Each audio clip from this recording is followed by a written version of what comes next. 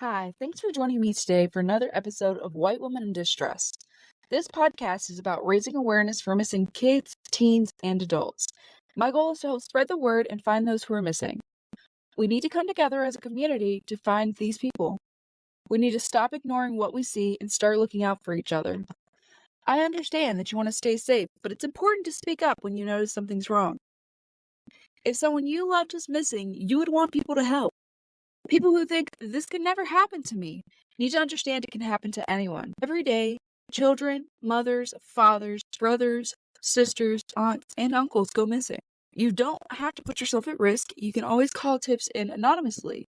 Our goal should be to bring everyone home safely. Everyone deserves to know what happened, and families deserve closure. Viewer discretion is advised. This content may discuss violence, sexual assault, and murder, which may be distressing to some. Listener discretion is advised. Today, we're going to dive into the mysterious disappearances of Blake, Julian, Trenton, Deven, and London Deven, who were both adopted by Avante Deven. This case has baffled investigators and torn apart two biological families. Let's delve into the details, shall we? Blake was reportedly last seen on August 1st, 2022, when he called his mother from a Walmart in Fayetteville, North Carolina. Despite his disappearance, he was not reported missing until January 19th of 2024. During the 911 call, Avante Deven mentioned that Blake had gone to a Buddhist retreat, which he had done before, but this time he had never returned.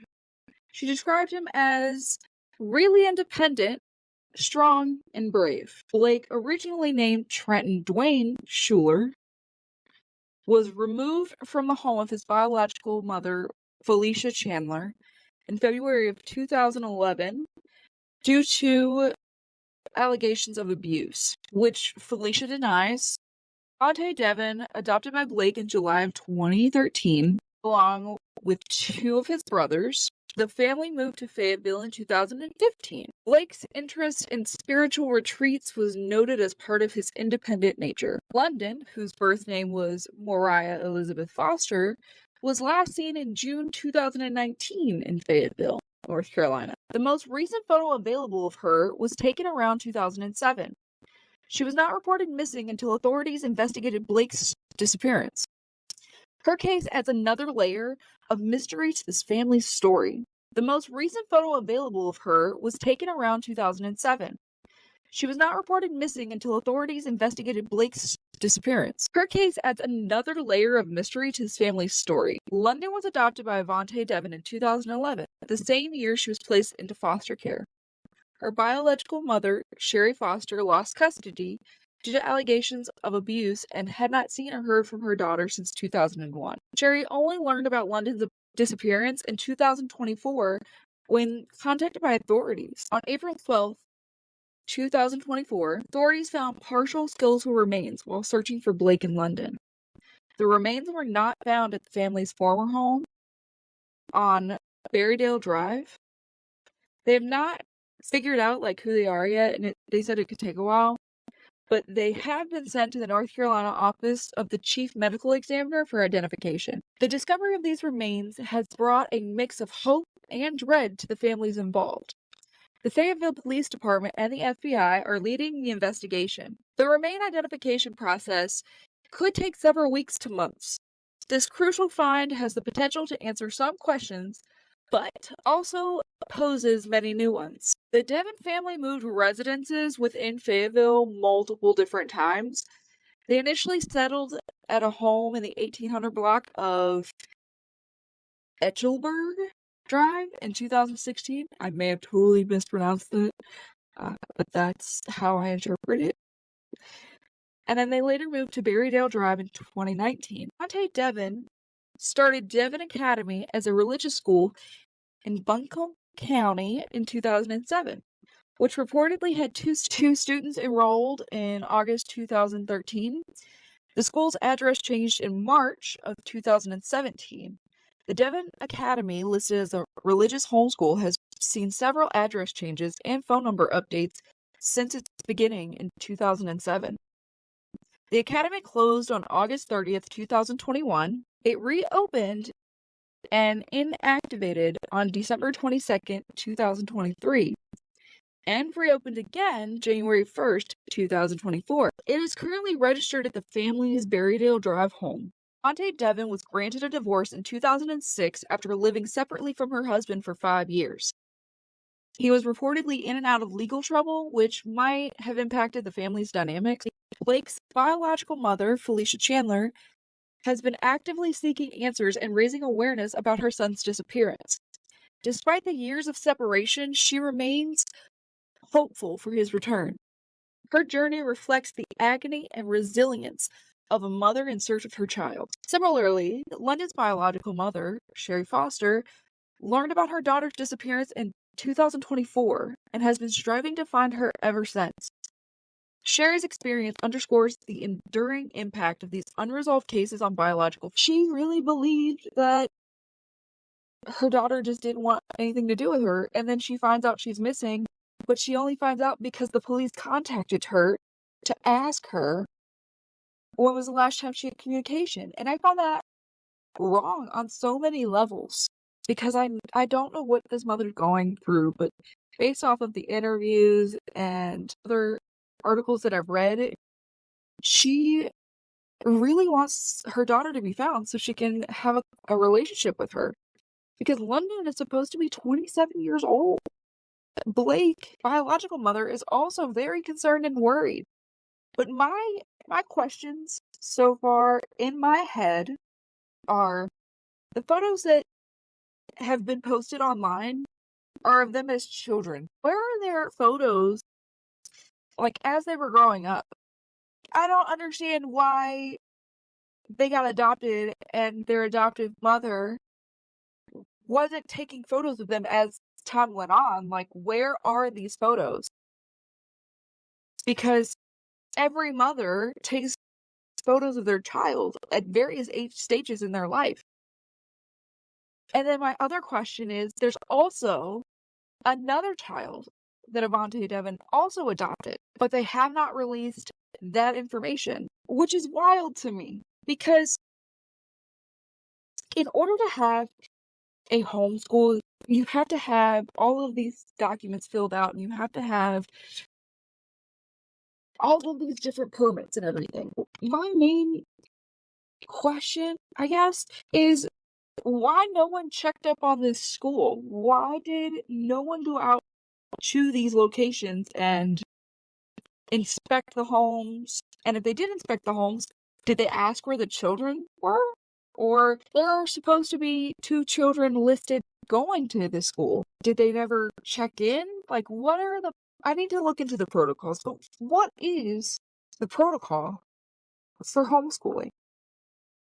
Like, there should be a system set up to where someone from the county goes out once a year to inspect the school, either before it opens or at the beginning of the year, so they can lay eyes on the children that are supposed to be there, but they're also making sure that this home is adequate to handle homeschooling. I mean, they should also have a sanitation rating for food, because they are also going to serve the children. And I really have no idea why that's not something that's put into place. Something that is very easily doable. I mean, restaurants undergo sanitation ratings. Schools also get inspected. So why do homeschools not get inspected like that? Also, I want to know where Avante is. Like, where is she? Because that's the stuff that blows my mind.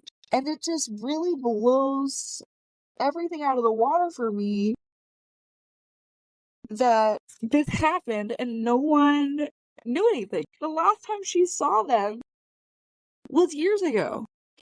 Why didn't she report it before now? Why did she wait years?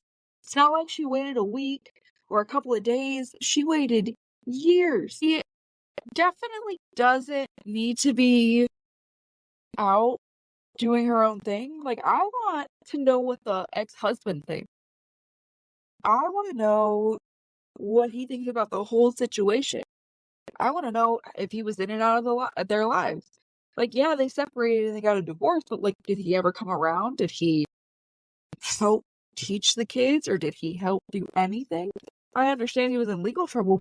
I mean, he had to know that she adopted kids, right? But there's one more thing that I wanted to talk about with this case, and it is very heartbreaking and very complex. So, this case has not only drawn attention due to the missing children, but also due to the troubling allegations surrounding Avante's treatment of her own mother. And that's the crazy part, right? Avante Deven has been embroiled in a legal battle over the care of her elderly mother. Leonie Maxwell allegations of neglect and financial exploitation have surfaced, adding another layer of concern to the already troubling situation. A judge granted an emergency protection order for her mother and froze Avante's financial assets to protect Leonie's well-being.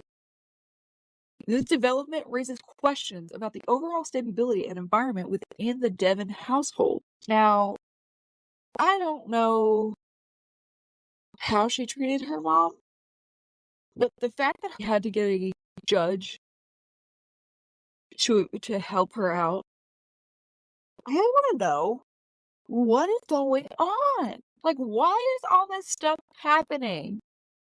Because if she wouldn't have reported Blake, then we wouldn't know about London, and then we wouldn't know about her exploiting her mother, and that part is absolutely wild to me. Yeah. Really want to know whose skeletal remains they were, because they were human, and I'm really hopeful that it provides some answers to some of the families. I don't know how adopting kids works, right? But I feel like there should still be some kind of contact with the state until they've reached like 25 years of age. Only because you need to make sure that those adoptive families are not doing anything that they're not supposed to be doing. Like, they're not assaulting their children, they're not sexually abusing their children, and they're not doing anything that puts them at risk. But it seems like in this case that she adopted the kids and she was left alone to do whatever. And now they're missing. And I couldn't imagine what these parents, these biological families are going through, because they may have thought, like, this is all speculation, but they may have thought that the kids didn't want anything to do with them, or that they just didn't have communication with them, anything with them. And in reality, they've just been missing this entire time, which is so sad. I couldn't imagine. I talk to my parents daily, and I couldn't imagine adopting a child and then they disappear and I'd be like, oh, okay, whatever, like, that's fine. No, all of my friends that talk to their parents, even if they talk to them once a month, they still talk to them. And if they don't answer the phone or they don't call their parents once a month, then the parents reach out, and if they don't contact them, then they call everybody else and say, hey, have you heard from this person? So it is very baffling to me that they've been gone for years and she just now reported Blake. That doesn't make sense to me in this case, and I really wish it did. And there's a lot of things that the FBI are looking into, and the Fayetteville Police Department, and I really applaud them for looking into it. I also just want to bring awareness to this situation as well, because this shows us that we need to change the way that we have adopted children placed and the way that we communicate with them after they are placed and or adopted. Because a lot of stuff can happen, and I don't understand why we didn't have conversations. Just like I don't understand why no one went by this school to check it out once a year, or to even have a sanitation rating, which would mean that they get checked every 6 months to make sure that they are up to code so they can safely serve like food. It's just a crazy case. If anyone knows anything regarding the whereabouts of Blake and London Deven, please contact the Fayetteville Police Department or the FBI. You can do so anonymously online or over the phone. Please be on the lookout, and if anyone knows anything, no matter how small the detail, please let it be known. Thank you for listening to today's episode. Stay tuned for updates on this case and more. The quest for answers continues, and your support and vigilance could make all the difference. Remember, if you see something, say something, and do something. Yeah, okay, let's jump into it. So, welcome back. Today, we have a very important update on the missing Deven cases. So, before we dive in, I want to thank all of the listeners for your continued support and for sharing information to help find the Devens. Your efforts have made a significant impact. As most of you know, Blake Deven was reported missing back in January. The search for Blake and London has been ongoing, and today I have some new information to share with y'all, and it is very, very disturbing, and this is definitely important. First, I'd like to start with the latest developments from the authorities. According to Fayetteville Police Department, they have identified the remains. They have arrested Avante Deven. They have charged her with 2 counts of first-degree murder, 2 counts of concealment of death, 1 count of kidnapping related to London Deven's death, and 2 counts of felony child abuse related to Blake Deven's death.